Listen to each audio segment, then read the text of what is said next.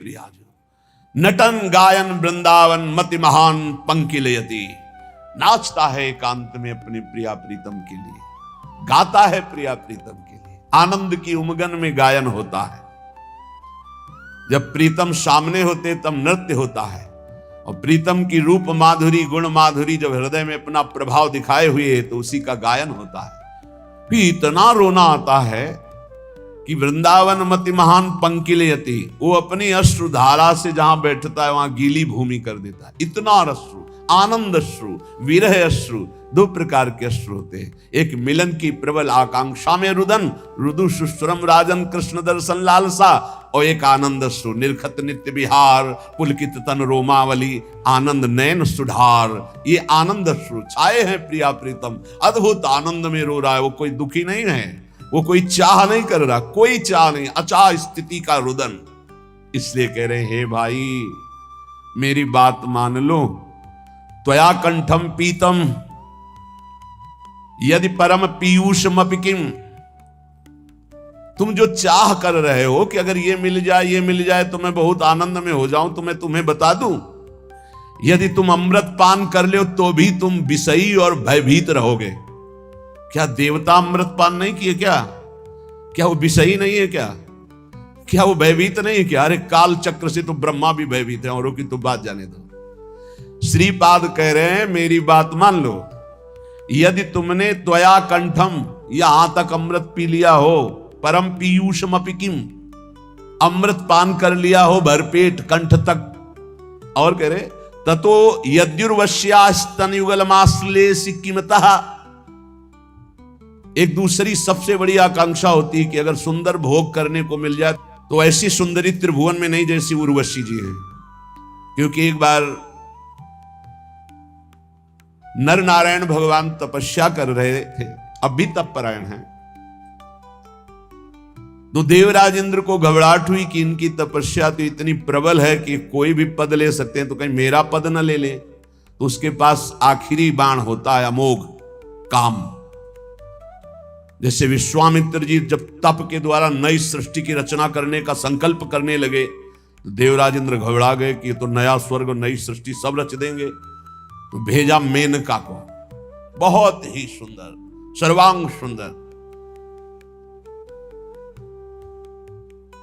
Malay मारुत, बसंत ऋतु, गंधर्व गायन विद्या में प्रवीण और अप्सरा नृत्य प्रवीण, हाव भाव करती हुई मेनका मुनि के समीप डरती हुई कहीं भस्म न कर दें। महान तप के तेजा पुंज जो ब्रह्म ऋषि पदवी को कहाने के लिए वशिष्ठ जी को विवश कर रहे थे, बहुत बड़ी सामर्थ्य तप की होती है, लेकिन ज्ञान की सामर्थ्य के आगे तप कुछ नहीं होता।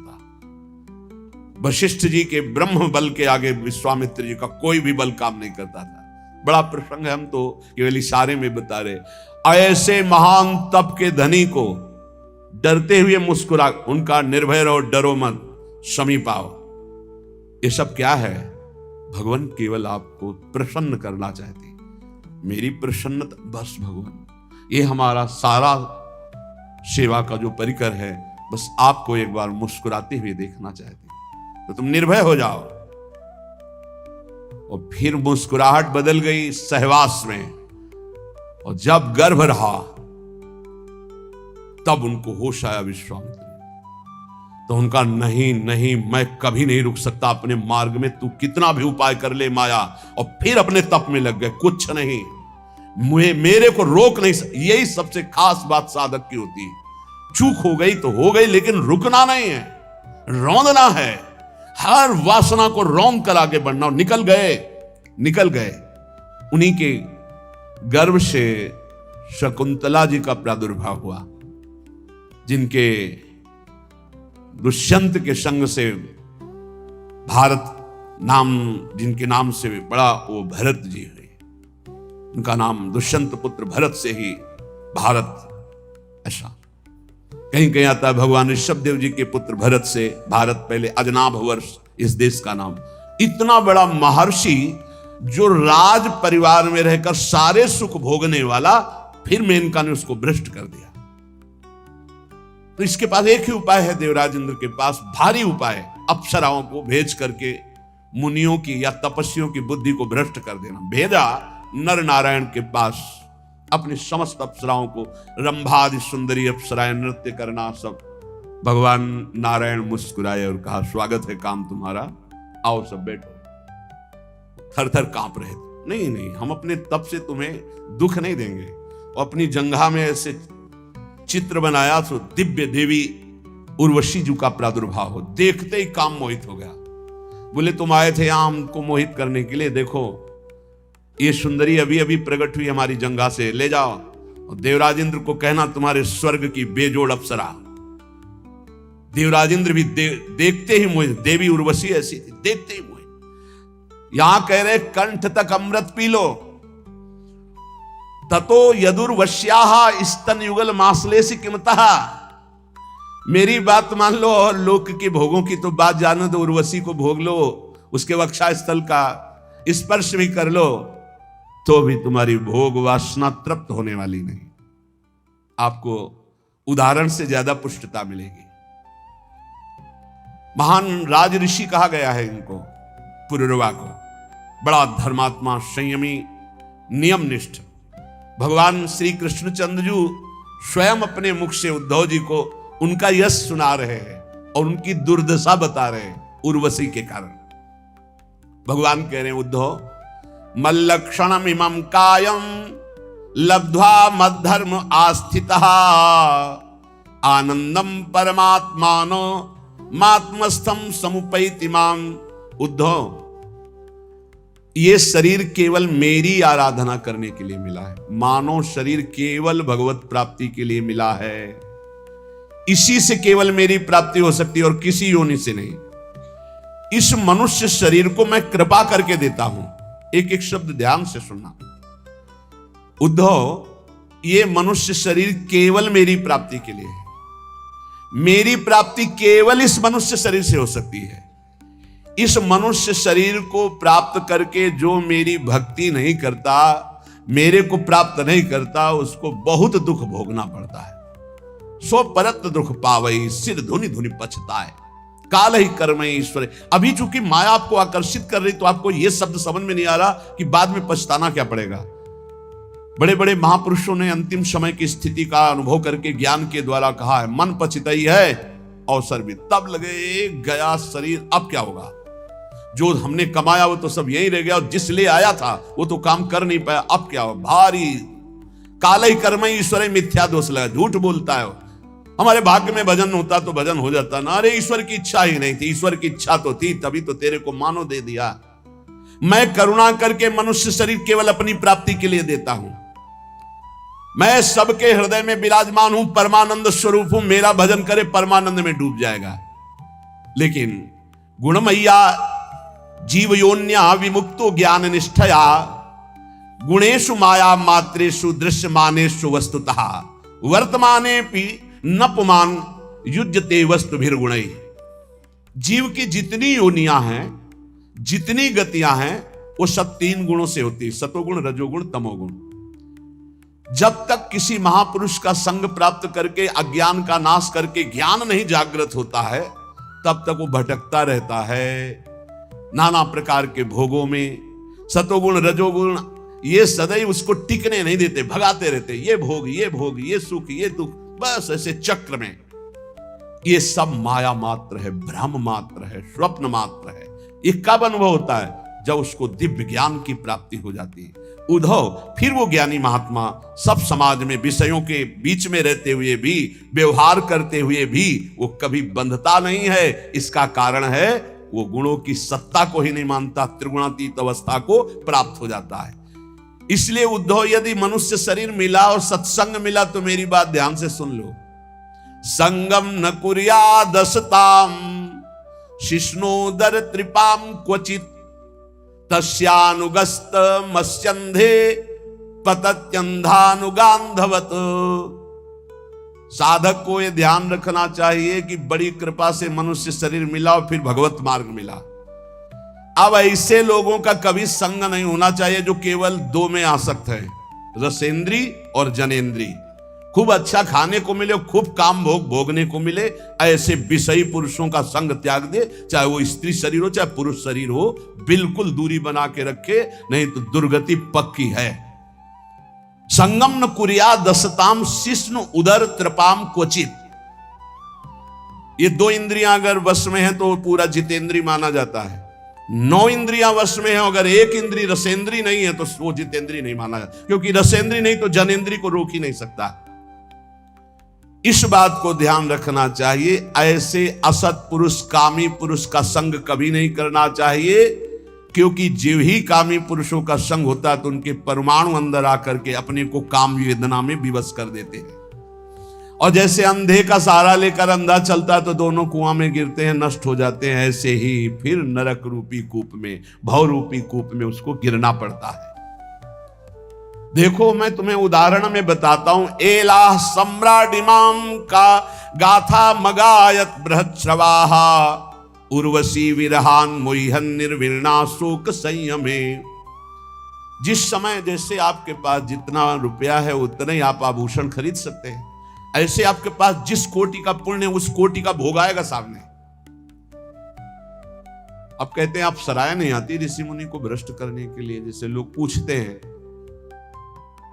100 रुपया में जब आप फिसल जाओगे तो 1 करोड़ देने की जरूरत क्या है, और 1 करोड़ में तुम गिर गए तो फिर अरब देने की जरूरत क्या है, 1 अरब देने की जरूरत क्या है। तो अपने लोग तो बहुत ही मर्त के घृणित लोकों में, मृत्यु लोक के घृणित भोगों में भगवान को भूल गए, तो अप्सरा भेजने की जरूरत तो है नहीं, योग्यता ही नहीं है। अप्सरा देवी है, कोई साधारण नहीं है। बड़े बड़े ऋषि मुनि वंदित है वो, कोई साधारण नहीं, देवी है वो। और जो कृष्णानुरागी है वही आकर्षण से बच सकता है, दूसरा बच ही नहीं सकता। ना तपस्वी बच सकता है, ना कोई साधनात्मक भाव वाला। केवल मामे वे प्रपद्यन्ते, इसका उदाहरण है। आज तक उर्वशी जी जिसके सामने गई वो होश में रहा, त्रिभुवन में कोई ऐसा नहीं है। इतिहास साक्षी है उर्वशी जी की बात, ये क्योंकि भगवान नारायण की जंघा से प्रकट हुई। और अर्जुन जी के सामने उर्वशी विवश थी। उर्वशी पीछे महाभारत प्रसंग में जब चला था तो आपने सुना था। उर्वशी जी जब गई तो उन्होंने कहा, देवी आपके चरणों में प्रणाम पांडुपुत्र अर्जुन का। तो उनका ये क्या तुमने बोल दिया, महाराज देवराज इंद्र ने मुझे भेजा है आपके सुख के लिए, आप ये कैसा उल्टा शब्द बोल रहे हैं, अब दोबारा मत बोलना। तो उनका माता कुंती में और आप में मेरी दृष्टि में कोई फर्क नहीं।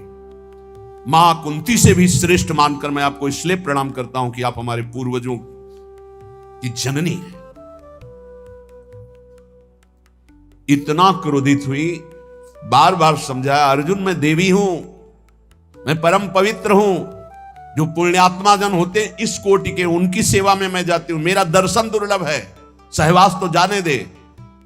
मैं आई हूं, मेरी सेवा स्वीकार करो, मैं विवश हूं। अर्जुन ने कहा, कह दिया माता कुंती, और आप में समान दृष्टि रखते हुए भी आप में श्रेष्ठ भाव हमारा है, आपकी चरण वंदना के सिवा और कोई शब्द सुनना नहीं चाहता। तो उनका जा मैं साफ देती हूं, नपुंसक हो जा। स्वीकार कर लिया, लेकिन असत भावना नहीं उदय हुई। यह है कृष्णा शरणम मम, यह है श्री कृष्ण की चरण रज का सेवन करने की सामर्थ्य। मामे वे प्रपद्यन्ते माया में था। उर्वशी विकल थी और अर्जुन पुष्ट थे, केवल श्री कृष्ण बल। उर्वशी जी ने देवराज इंद्र की आज्ञा मानी कि इस समय महाराज पुरुरवा मृत्युलोक में सर्वश्रेष्ठ चक्रवर्ती सम्राट पुण्यात्मा धर्मात्मा, जाओ उनकी सेवा में, और उनकी सेवा तब तक करो जब तक उनकी सुकृत नष्ट ना हो जाए।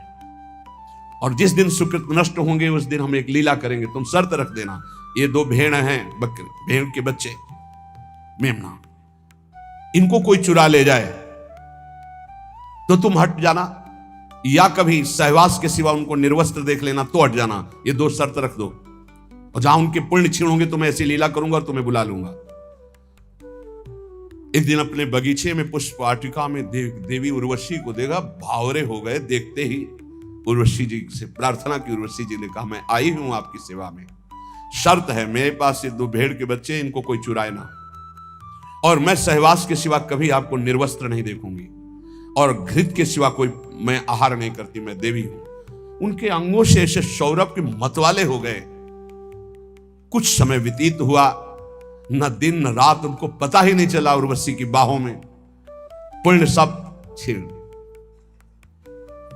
एक दिन दो गंधर्व आए, वो शयन कक्ष में थे, उनके बच्चे मेमना के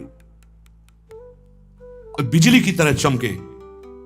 उर्वशी जी ने कहा मेरे प्रिय बच्चों की रक्षा करो। तो उसी स्थिति में बाहर निकले और वो चमक गए तेजो में गंधर्व। तो निर्वस्त्र देख ले, दोनों तरह की त्रुटि हो गई। उर्वशी जी अंतर ध्यान देवी है। अब उनके कह रहे कि इतना बड़ा यशस्वी सम्राट इलानंदन पुरवा जब उर्वशी अंतर ध्यान हो गई तो धड़ाम से मूर्छित होकर पृथ्वी पे गिर गए। कैसे जीऊंगा उर्वशी के बिना? हा उर्वशी पागल, वस्त्र गिर गए शरीर के, दिगंबर हो गए, पागल जैसी स्थिति। हा उर्वशी। सम्राट, सम्राट कहते हैं जहां से सूर्य उदय होता है अस्त होता है वहां तक एक छत्र राज्य। राजा बहुत छोटे छोटे होते हैं, सम्राट सबका स्वामी होता है, सब राजाओं का। त्यक्त्वात्मानं व्रजन्तीं ताम नग्नम उन्मत्तवन नृपः विलपन नवगाज्जाये घोरे तिष्ठेति विक्लवः। पुरवाजी नग्न हैं, पागल हैं। हा उर्वशी, हा उर्वशी। विह्वल है, जिधर देखते हैं कोई दिखाए उर्वशी, वहां भाग के जाते उर्वशी। अरे ये तो उर्वशी नहीं।